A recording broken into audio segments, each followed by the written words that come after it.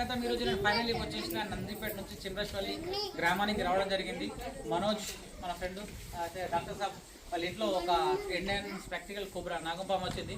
అది ఊరు పెద్ద మనిషి పెద్దరాడి वीडियो चल रहा है।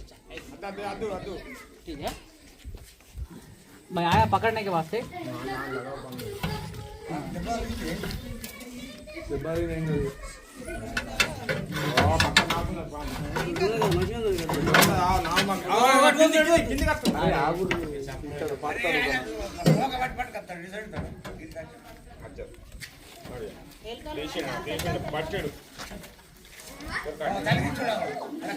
కలిగిపోయింది ఆయన చేతికాడ కలిగింది చూడు